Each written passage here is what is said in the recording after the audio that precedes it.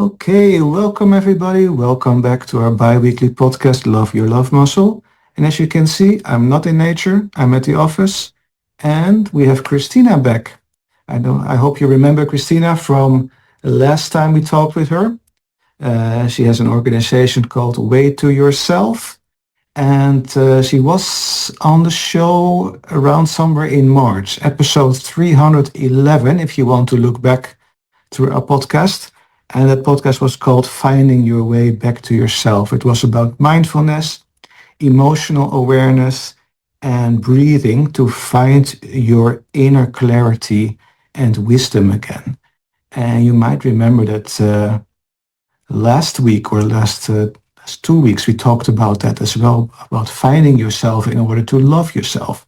So if you want to go to that podcast session, to that episode, uh, look back to our previous previous podcast about finding yourself in order to love yourself.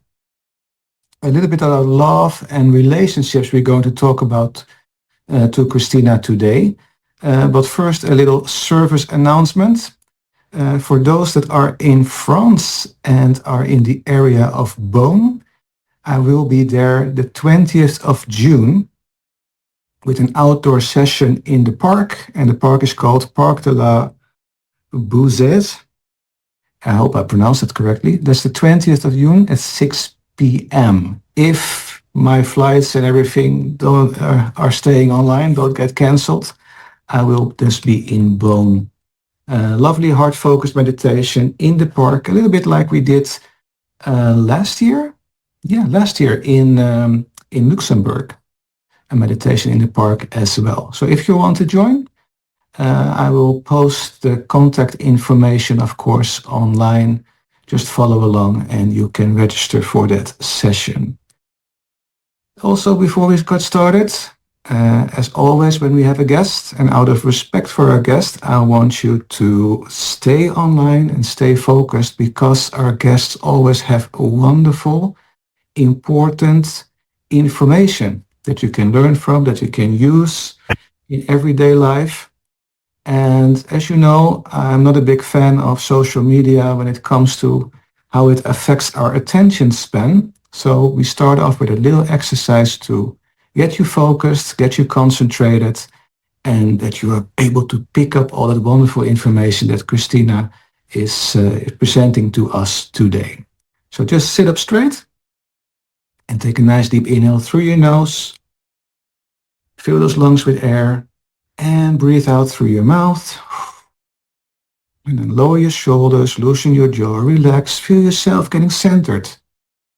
Get back to yourself. Be in the present moment. Take another nice deep inhale through your nose and out through your mouth. And breathe calmly and deeply.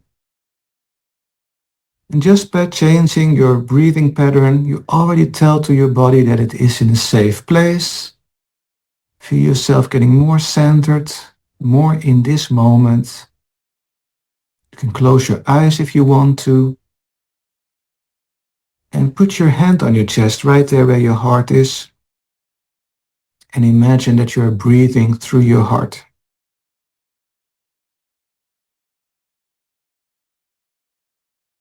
Just a few breaths, just imagine breathing through your heart. Just to calm our nervous system down, to relax our body, relax our mind.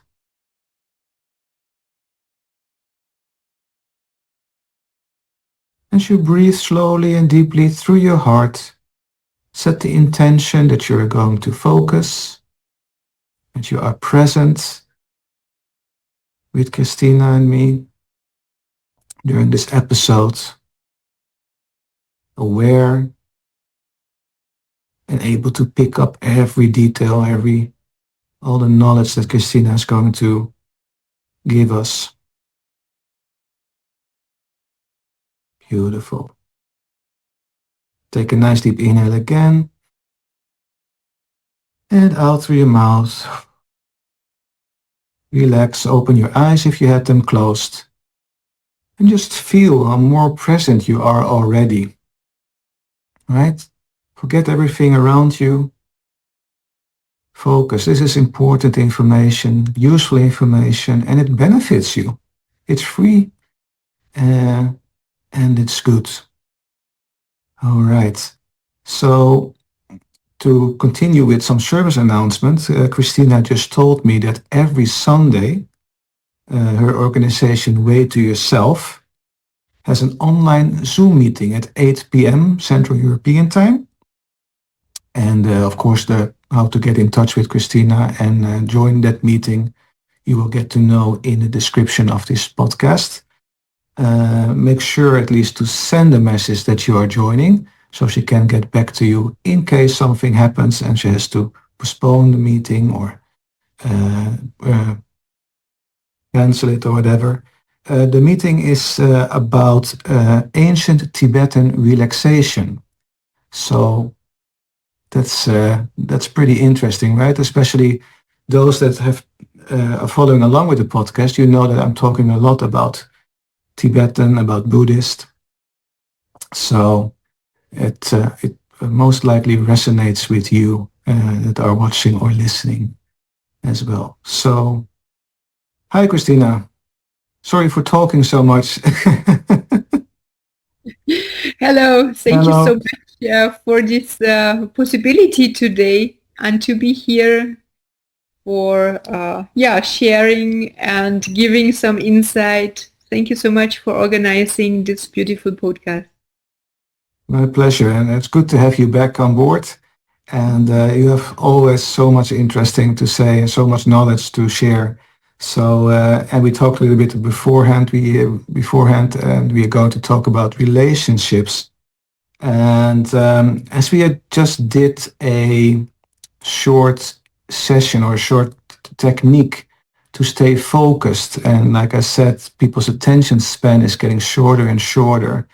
The more we are online and connected to the world through the internet, how does that affect relationships? Do you notice something like that when you have clients or workshops about relationships? Thank you so much for this question. In fact, our online life, how I call it, affects a lot our private life as well, our relationships. It doesn't matter if it is the relationship to a partner or to a family member, the family itself for sure. And there are some habits already to see, and as well, of course, challenges which are appearing. Do you have some examples of what you see in, for example, personal relationships? People that come with their partner to see you and want some advice. What do you see is the trend there? Well, it often happens that people after their work, they come back home. If they are living together, then one maybe expects they have the evening together. They can share the dinner. They speak about the day, whatever happened. And the other one maybe is not aware of this and just think as it happens often that people they have in their mind being online, maybe in social media, it brings you relaxation, but it is not, of course. And so when one is with the phone, with the social media, it can affect, of course, like the other person in the relationship a lot. And instead of relaxation, it can bring a lot of like challenges at the end. I think that's interesting that people want to go online and browse the internet out of relaxation. Mhm. But when you think about it, if I think people should try one time, like how we have been so addicted to the internet, to being online. I compare it to smoking cigarettes. Mhm. Some people smoke cigarettes because it relaxes them, but all the ingredients in the cigarettes are not relaxing at all. Mhm. They're not. It's just a habit, or that people think they're getting relaxed smoking cigarettes. And I think the same is happening with our online presence. Like, oh, we have to be online, scroll through our Instagram feed and relax with that. But people should notice how agitated you can get, how triggered you can get from especially social media posts. And that's also the reason why social media companies exist. They want to trigger you to do things, to think about things. They want to make you think in a certain direction. And if people would do you recommend that if you meet a couple that's in such a situation, do you say to them like, you know what, arrange for one evening this week to not be online and sit together, read a book or talk about something, maybe play a board game or watch a movie that you both like? Do you recommend something like that? And uh, do you ask them to notice the difference in how they feel? It happens, yeah, that I Mhm. recommend to do like this, that they have an agreement to spend the time together. However, it looks like if they really just have a conversation and talking about their everyday life, or if they have a game, a board game, as you called. But often I give as well the advice that people should go more often in nature. Yeah. They should Mm. go out in nature. Go on a walk together. Yeah. Yeah, Yes. I love that. That's good. Yes. Oh, nature is. I was just thinking about it. Like when you were talking, I was thinking, how do I actually relax? But I relaxed yesterday, for example, after work. I went out into the garden Mhm. and cleared the garden for some rubble and some twigs and everything that was laying around still. And it's working, but it Mhm. felt so relaxed. But it's just because you're out in nature, fresh air, Yeah, even if you do something, if you even, I guess maybe if a couple would fancy go jogging together, running together, it would be just as relaxing, I guess. for sure. For Mhm. sure. Yeah. It can So have a very good effect, like on their own life and of course on the relationship as well. Mhm. how does that affect family life? I guess in the same way. If you have a family with kids, for example, and the kids are always in their bedroom where they have a computer and they're always online and gaming, is that the same thing? Well, it's similar. If they have their own bedroom and they are gaming there, then it's already good luck, let's say, because very often it happens that families are together on a table, for example, in the lunchtime or in the dinner time, and somebody is online. Like during the meal, they don't speak with each other. They are like hanging around on their phones and doing games or messages, and of course it brings something with it. If they are playing in their room, then it's already different, but let's say for example, the generation, I guess you're probably similar. I grew up in my childhood, in my youth years, let's say, without the technique to be online, and we really spent a lot of time in nature. We were playing outside, and the life was different, of course, than it is today. I see that people, they are getting more maybe lazy, let's say, because when you're just laying around, sitting around, doing the games, in one moment you don't have the wish to go outside and to move, to do something actively. And that's one point. And of course, I see, at least in our country, it's like I'm based in Germany right now, and I see that people are very much isolated. Why? Because everybody thinks I have the friends online. I can do like communicate online, but in reality, people are very lonely. They are sitting at home very often alone, and the connections are far away online. And when we close the online system, when we just shut it off, then there are not so many friends around anymore, and they realize that they are alone.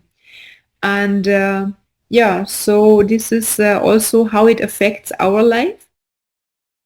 Even like families, a lot of families, they are separated, they are splitted because children in one moment they leave the city, they go far away for study, maybe never come back after because they find their partner, their love in another city or even another country. And so, yeah, even families, they are splitted, and it brings changes, a lot of changes. Yeah. That's it. That's true. That's true for my life as well. I originally grew up in the Netherlands and moved to Norway for work. Okay. And then right away you build up a new social circle, of course. But families get splitted, right? I talk to my dad every week, but it's different than visiting him every week, right? It's online, but still. And on the other hand, it's nice that we have this technology to stay in touch, but it's not the same. And funny enough, though, you really learn who your best friends are. Mhm. I haven't seen one of my best friends in 18 years until last year, Mhm. and it was like we've never been apart. We Understand. met, we met. He had a wife, his kids, etc. So a lot of things have changed, and the only contact we had was maybe twice a year, a card, a Christmas card or an email, like how are you doing, this and that. But the moment we met again, we went out to dinner, went back to his house, and we just started talking and talking. It was like we never were apart. It was such an interesting experience. Um, and later on, I talked to a colleague of mine who is originally from Denmark. He also moved from Denmark to Norway for work, and he said, "Oh, it's so difficult to have real best friends in Norway." And I had to, and I was thinking about, yeah, but how do we make friends now? Now we are older, Mhm. because I had the same, I would say, issue, but the same experience. Like, yeah, you get acquainted with people and you become friendly and friends, but like that really best friend relationship isn't there with now we have moved to another country. And I don't know what your opinion is, but my thought about was like, if the people you grow up with, for example, through school especially, Mhm. or your study on university, when there is a period in your life where you experience growing up with other people, Mhm. then you get more, then you get become really best friends with some of them. Like the connection is there because you've experienced together something like growing up together. Mhm. While when you move as an adult to another country, uh, there isn't like you're already grown up, you're already there. You just Mhm. go to work there. So the kind of relationships or the kind of friendships aren't that deep as when you are, for example, 12 years old up to 20 maybe, and really grow up with somebody. Mm. What are your thoughts on that? Then we're talking about relationships between friends, right? Mhm.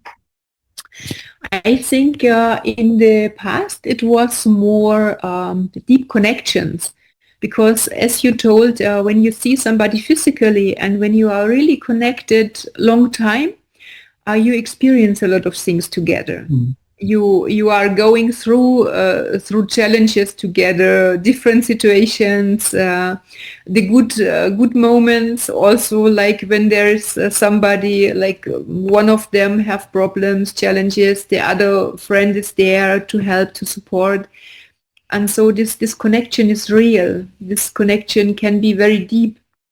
And I just see now when we have the online connections, the online relationships, even like a lot of friends are just online. If somebody don't like you, they just click and you are out of their life. They take you away and that's it. So I don't know if it is only my feeling or if it is really like this, that the things are more on the top, like the relationships are not so deep anymore, not so grounded as it was in the past, but they meet each other, they share things, and if somebody don't like what the other person is telling, they just click and the person is out of the life. And at the end, people stay alone. They are really lonely, and yeah, basically the situation somehow changed. Should we be taught social etiquette online as well? Because I mean, I recognize a lot of what you say, and I see it in my own practice as well. If I get people to my meditation classes, offline meditation classes, like it's not even online, Mhm. the moment I say something that is not that they misunderstand, or I say it a little bit wrong, and they kind of uh, feel offended by it, they quit. It's like the cancel culture, like people call it, right? It's just like, no, it's not even talking about it. Like, oh, I feel offended or anything like that. It's like, I didn't like this. I never come back. I don't come back anymore.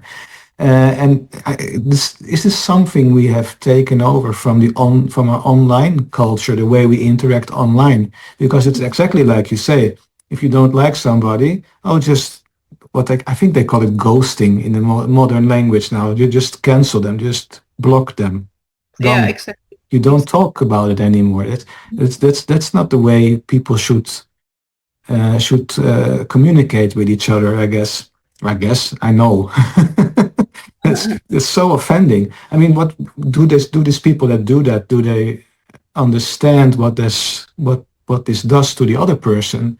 Mm. I mean, if I would just say, "Oh, I don't like what Christina is saying now," right? Okay, I'm not going to contact her anymore because I don't want to record any podcast with her anymore. And I don't say that to you. Mhm. I just don't contact you anymore. That is hurting to you. Mhm. Do people really understand what they're doing by canceling someone like that? No, they don't understand. Not at all. I think some they already forgot that we are human beings, that we are alive. We are living in a time when the technology progress is like very fast. We're living in the time of the AI, and not everybody is a robot. We are still alive, and so I think they are not aware what they are doing, and that we have feelings, we have emotions, and it's affecting. It's like doing something with a person, and I guess someday they stay really alone. They remain alone, and they cultivate a lot of sadness. Maybe get even into depression because of such situations. And others, maybe they go to negative emotions.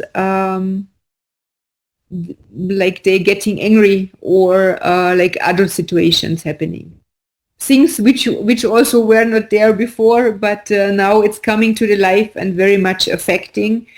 And yeah, I think we should really think about our way of life, our lifestyle, and where we want to see us in a few years, where we want to see our relationships in a few years.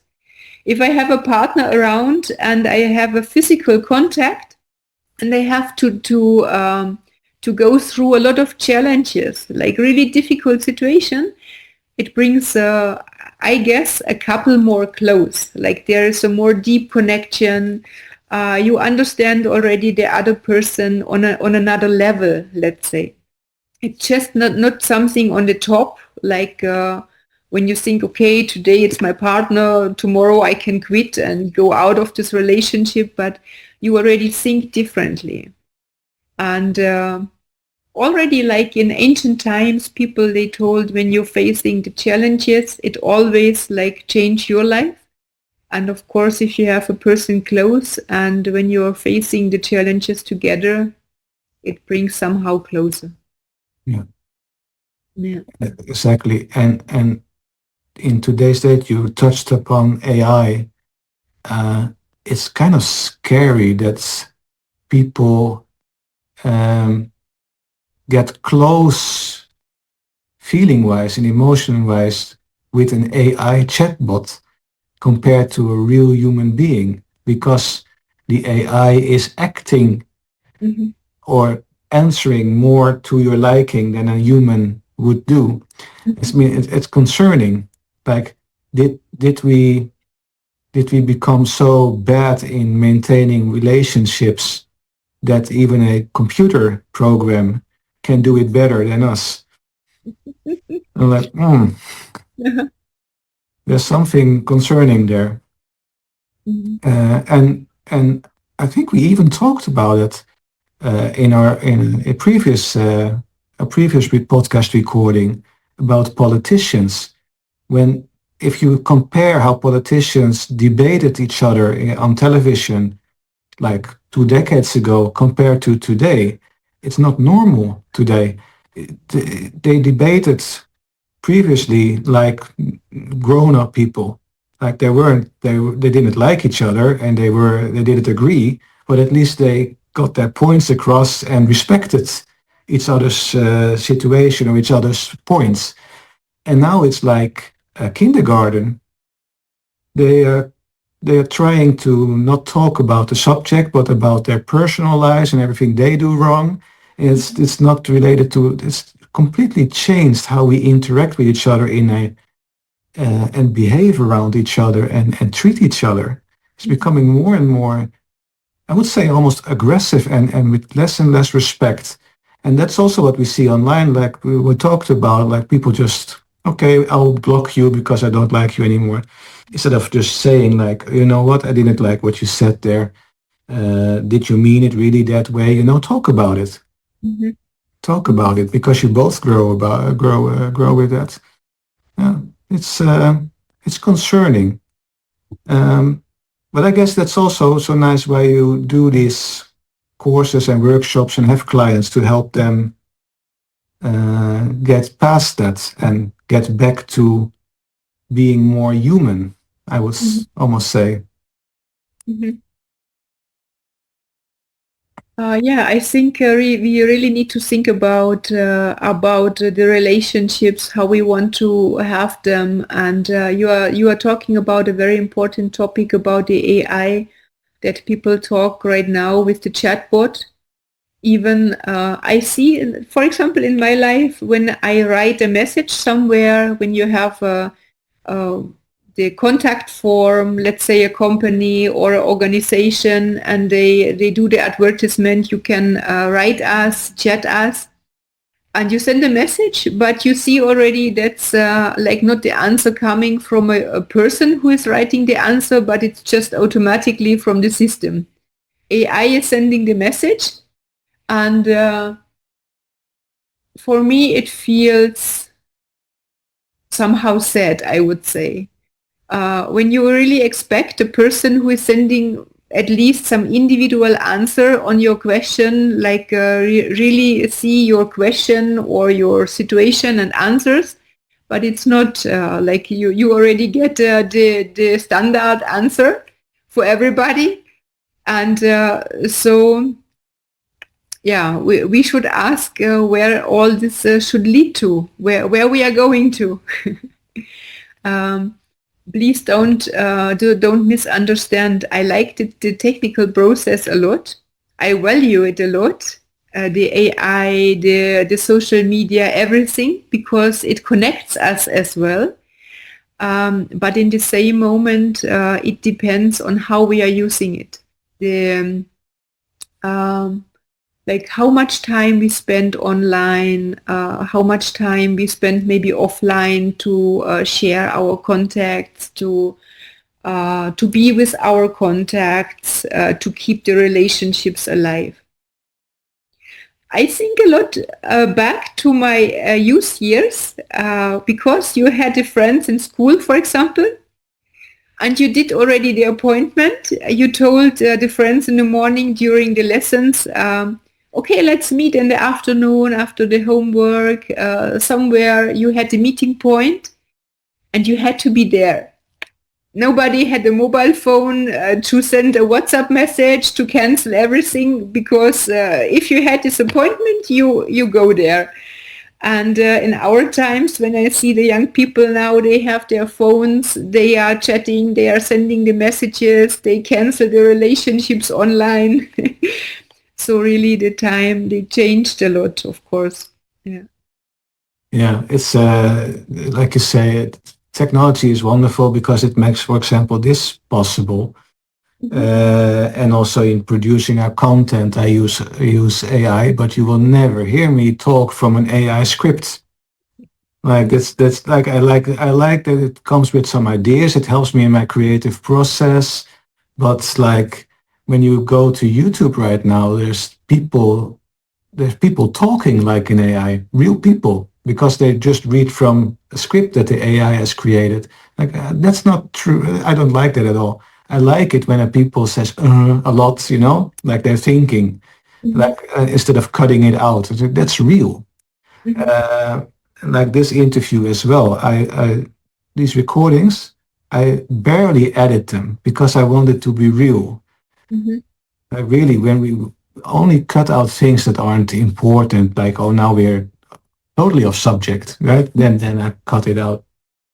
But the way we converse, our conversation, the way I seeking for words, I leave that in because it Mhm. makes it real. It makes the real human connection. It makes it better to understand as well, because Mhm. you know what's being said in a certain way.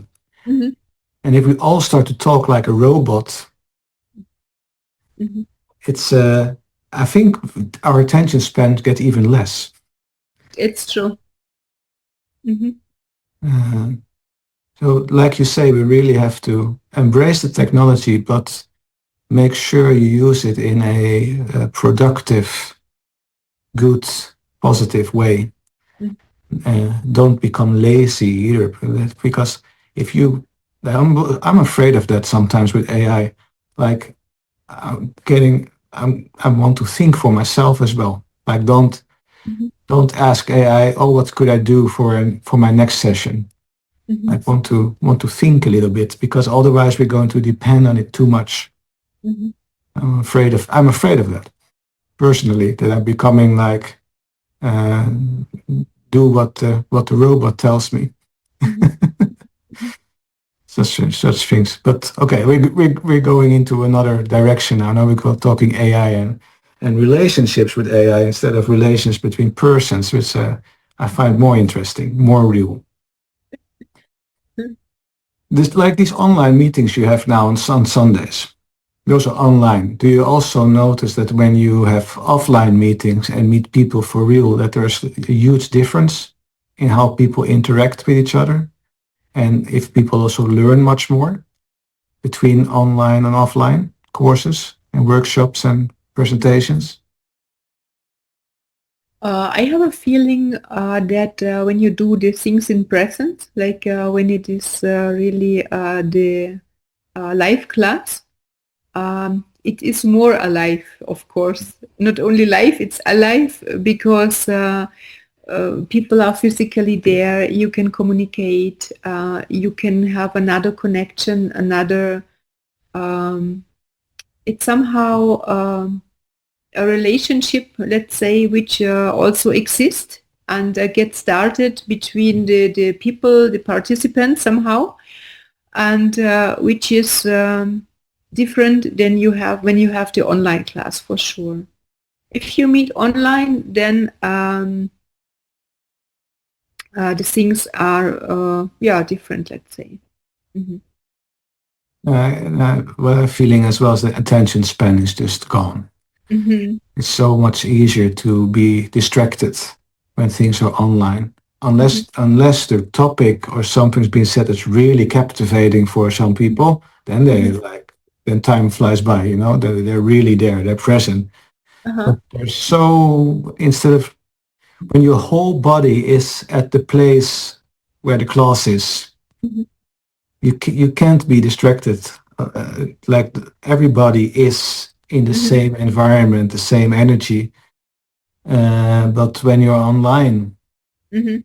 it's like the energy from the room you are in is different than the energy that the presenter tries to Mhm. present. Like it's not coming across the screen.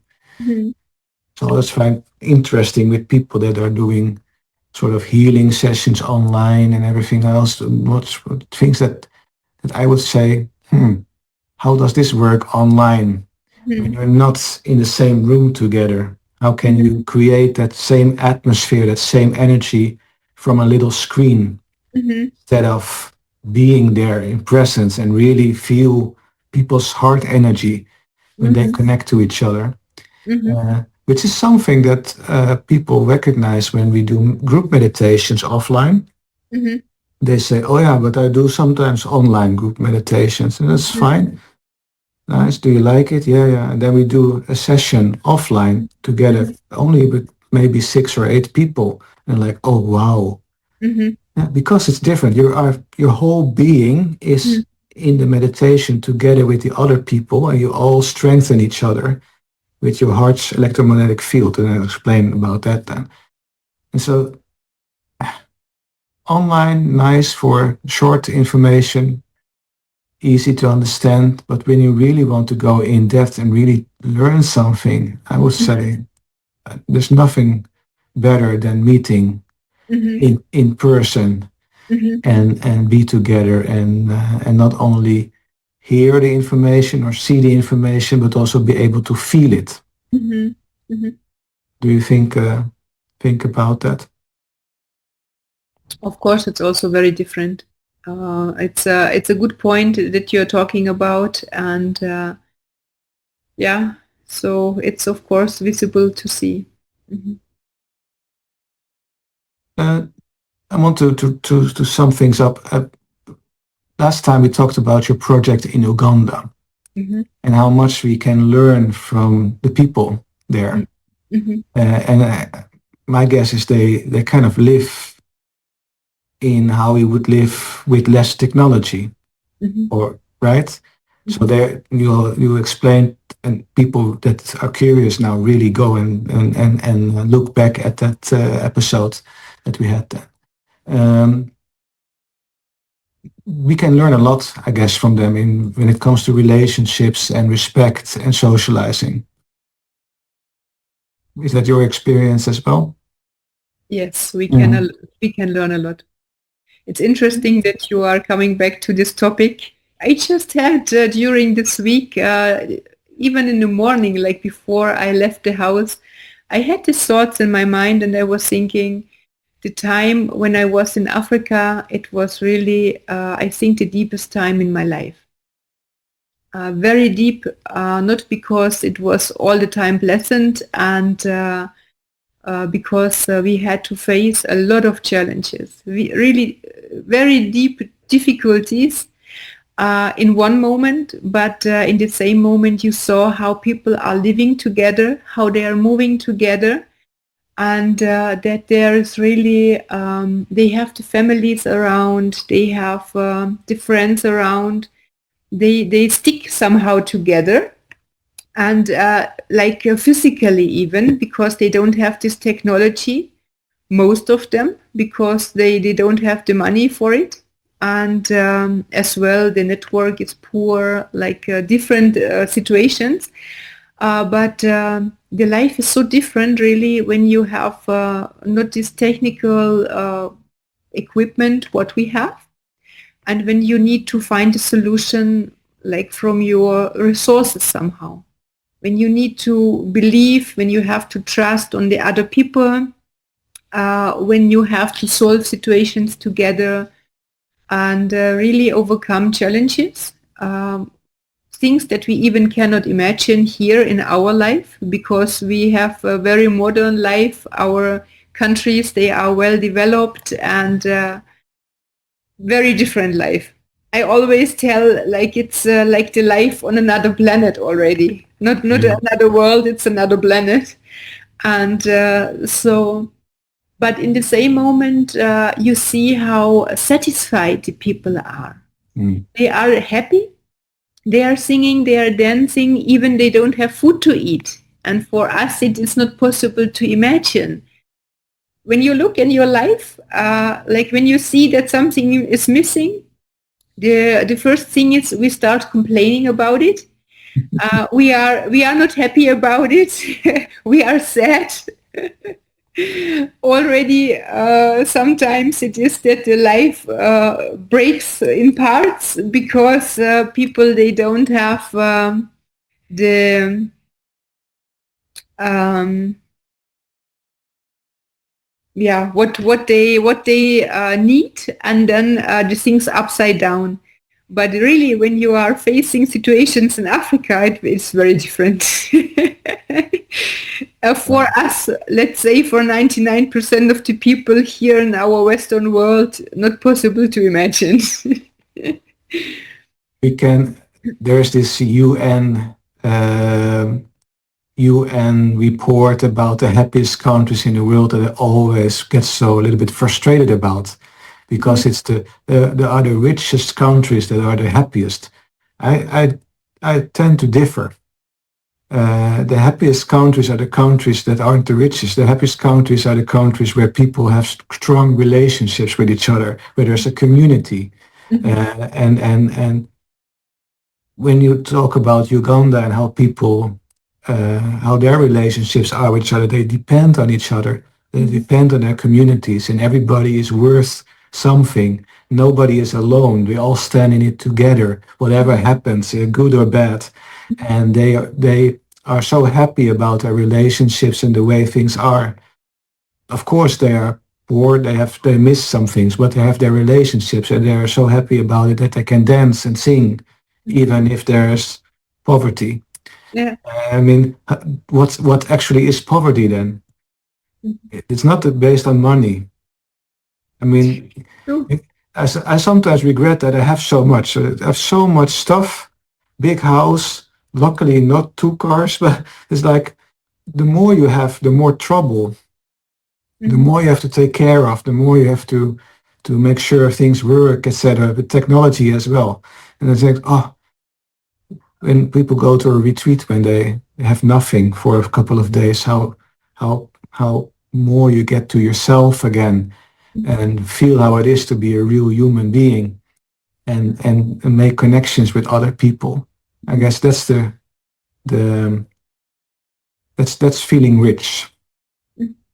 I guess I think people should get back to that. That we become more happy and more rich and more fulfilled in life when we are not only happy with ourselves, but also in our relationships with others, that we can feel comfortable around each other, Mhm. don't have to fear each other, can uh, come have a normal conversation about things you don't like or like, or yeah, Mhm.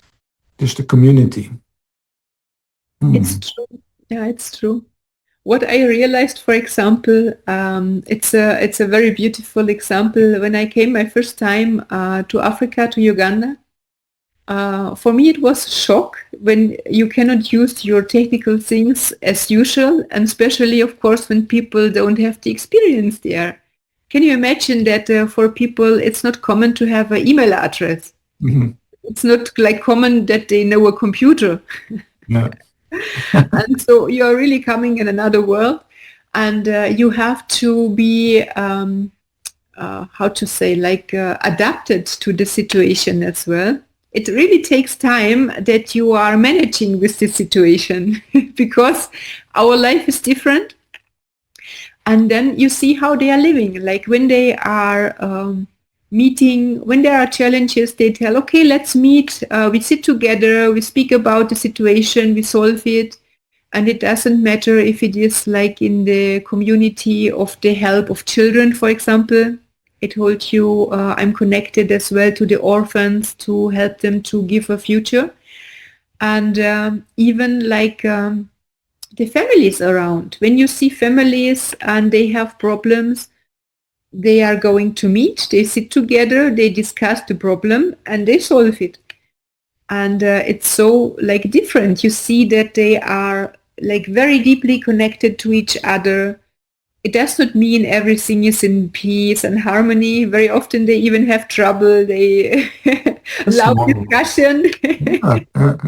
But at the end, the things are solving, Yeah. and these people, they're getting more close. Like the relationship gets more strengthened, and yeah, it's somehow different than our online life, what we have here right now. Very different. Yeah. And the trend of behaving in real life like more online, like canceling because of that sort of thing. Okay. Again, we can learn so much from the people from Uganda and I guess other countries as well, like South America, have similar types of cultures and communities where they don't have the richness of electronics or a lot of that sort of stuff, but they have the richness of the community they live in, their relationships. Wonderful. Okay, uh, I want to wrap it up. Thank you so much, Christina. And for those that are still with us, thank you for joining us all the way to the end. I hope you learned a lot from what Christina had to tell. And remember that every Sunday on Zoom, her organization Way to Yourself has an online meeting. So look at the comments below somewhere this video, and you will get to know how to contact Christina and register for this meeting. So it's about ancient. Is it this Sunday only about ancient Tibetan No, relaxation, or it's just a general topic? we do it every week. It's Mhm. basically some session of the relaxation, the ancient Tibetan relaxation, really to recover the whole system, the whole body, um, and as well, like those who are coming regularly, they will see the difference that it really affects the body and our mind as well in a positive way. And we also have the offline classes, of course, but we can give like the individual appointments then. Mhm. Okay, great. Well, at least for those that are listening and watching, check it out. And also go back to halfway in March to an episode 311 of this podcast, where you can learn more about Christina's organization, Way to Yourself, and all she has done in Uganda, and how much we can learn from people from Uganda as well. Okay. Thank you so much, everyone. I hope to see you back next time. Take good care. Namaste. Thank you so much for this session, for our meeting, and I'm looking forward to see you all again. Wonderful. Thank you so much.